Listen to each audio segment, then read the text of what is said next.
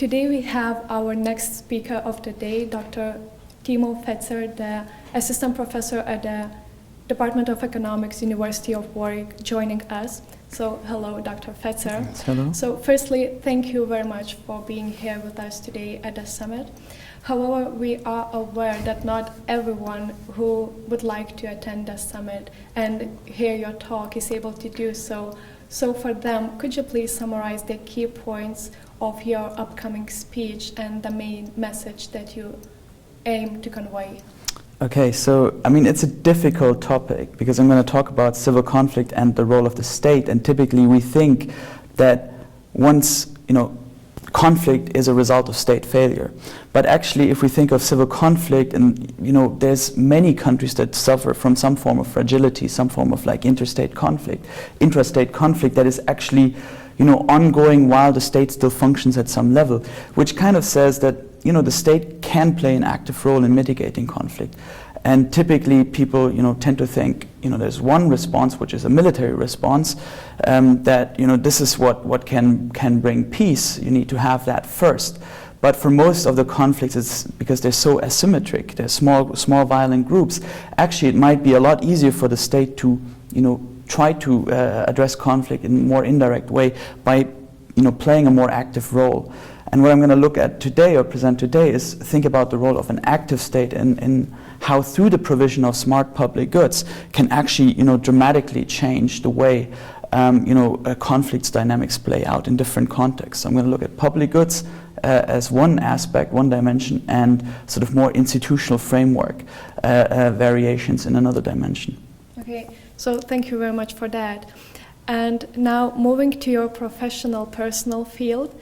As an economic researcher, you cover a wide range of topics such as development economics, political economy, and even resource or energy economics. So could you please just very briefly outline the latest research that you are working on and what are the major aims of these projects?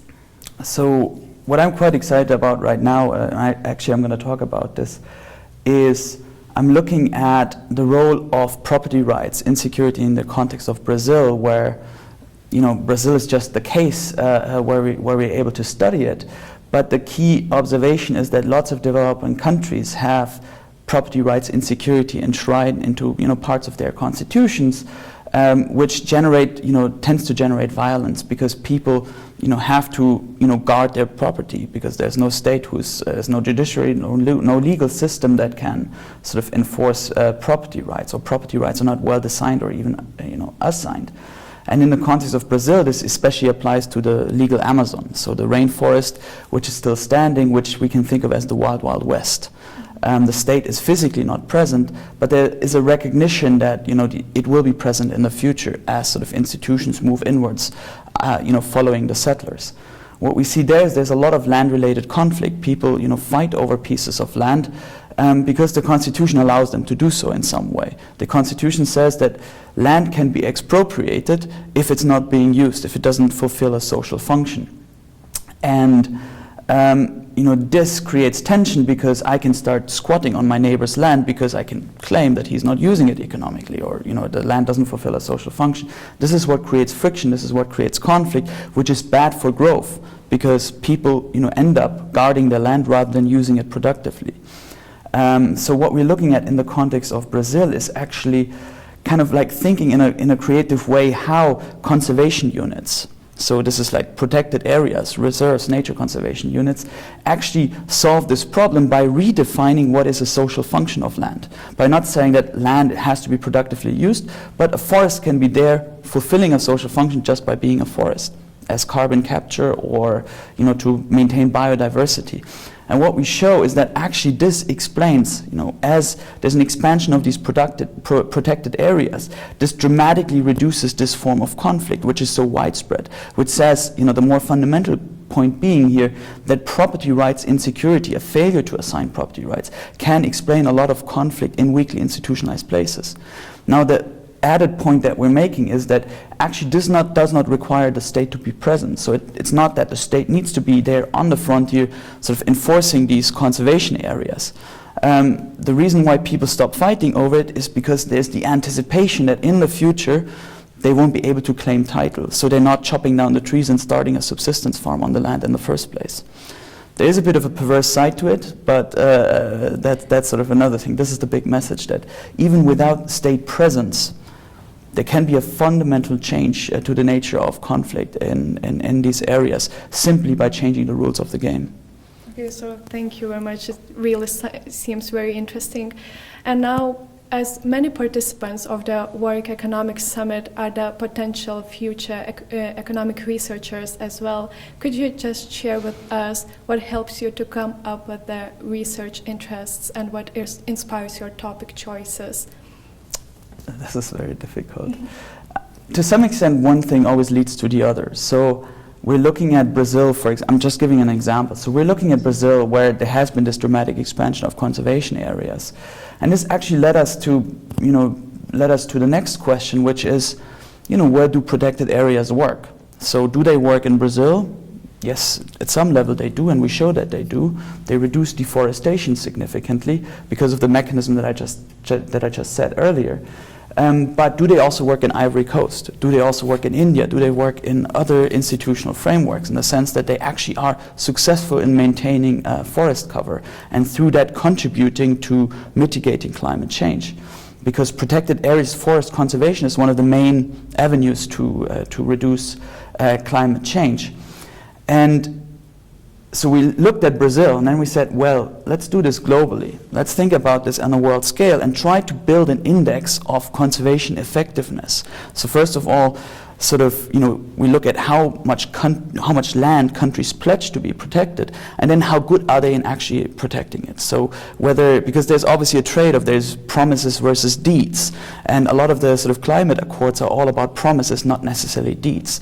It's Germany pledging to reduce carbon emissions by this much, but it's not clear whether this comes with actual acts. So this is how this particular research project actually brought us to a wider project, where we're now evaluating protected areas and their conservation effectiveness across the whole world. And the idea being that at the end of the day, we'll have an index ranking countries of how effective they are in following up with deeds rather than just promising.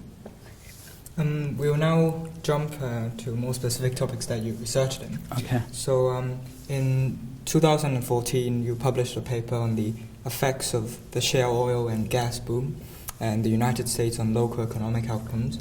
So at the time, the shale revolution meant a massive job creation, a wage increase that spilled into other industries, as well as in general created incentives in the economy. So today, as the oil prices is at its lowest and shale extraction has become more and more costly, would you speculate that it will bring as much harm as it once brought benefits to the US economy? So in terms of shale, we always need to distinguish between shale gas and shale oil. So the reason why oil prices collapse is because there's a massive oversupply that's mainly driven, we don't quite know, but there's some arguments behind that there's actually aims to create political instability, because the countries that could adjust production do not adjust it, potentially for strategic reasons, to essentially reduce the amount of fiscal resources that countries that are in competition have available, that there's a reduction in that. So this is the case of shale oil. Shale gas is a different story, and a lot of the boom actually was, big boom was shale oil, but the other boom was shale gas, which is natural gas that's extracted using similar fracking technologies. But shale gas itself does not suffer from that dramatic drop in prices, because shale gas is not tradable. So there is not really a world price for shale gas, because it's very costly to transport. So we have to qualify in saying, does it apply to shale oil and shale gas? What's definitely going to happen in the US is that firms will go out of business. But the shale gas industry is still very profitable, or much more profitable than the shale oil business, which is also, shale oil is very much regionally focused in North Dakota and parts of Texas, but shale gas is much more widespread. So the worry is naturally that this will drag down the US economy, But then there's this offsetting effect that lower energy prices help the U.S. economy because it increases people's disposable income from something that's very inelastically consumed. So naturally, a price drop will increase people's available income, disposable income, and it's not quite clear how these two these two offsetting forces will play out within the U.S. What's really concerning is more about the global implications in terms of political stability, that a lot of countries, rather than raising taxes to finance the provision of public goods, they've been relying on natural resources, which is a very volatile source of income. And now there's this sort of drawback when all of a sudden oil prices plummet. Venezuela has to cut back on its social programs that were rolled out and financed by lots of cash coming in due to $100 oil prices per barrel. So this is really the big worry, that actually in the short run it wasn't much of a harm because these countries typically develop rainy day funds. But now this is not a temporary shock anymore. It looks like it's here to stay for the next few years. If you look at future curves, oil is pricing maybe at trading at around $40-50 in 5 years' time. So naturally this is a big issue for these countries. And the main worry is that this creates regional instability, in particular in Latin America with Venezuela, but also in Nigeria, in West Africa, which is a big oil country. So this is the main worry here. Okay. Another research conducted by you concentrated on development that could be achieved as a result of mobile phone usages and trafficking of human mobility in the developing countries. And so, if talking in general terms, in what ways could the mobile networks translate into greater development in developing regions? And do you think that is this what every developing country should adopt on a broader scale? So what we do in that project is actually kind of like a case study at some level. We've obtained mobile data from Orange for Senegal, and we're looking at whether we can trace people's move patterns within Senegal. In particular, the focus is on Dakar, where a toll road was opened right in the year for which we have data, and we see whether that creates some predictable patterns in terms of where people live, where they work, and how their commuting patterns changes. And it does show up in the data, which means it's very huge data, it's very messy, it's typically very hard to work with, but there's some signal that can be extracted from this data. Now the big problem is that it's private data. It's data that's owned by the company that are operating the telecoms sector. So in this case, the data is owned by Orange, which means it's not really available, unless the regulatory framework changes. So what we've shown in our case study is that actually there's some signal that can be extracted from that data that maps into mobility, which can be really helpful in studying how people move, how diseases spread, where to potentially place infrastructure in an environment where statistical capacity is not very high, where data is not being collected on the ground. There's no traffic enforcement cameras or anything in Dakar.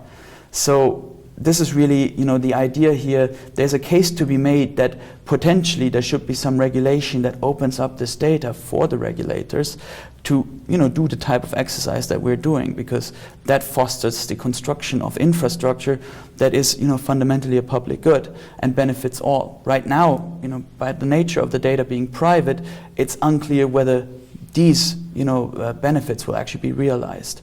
So there's gold in the data. It's just about whether the right people who can work with the data get access to it. So there's a regulatory need to address this issue. Yeah. Okay. So, Doctor, I'm afraid our time has almost come to an end. So thank you very much for your insights. It was very interesting to hear about your research. Thank you very much again. Thank you very much for having me. Cheers.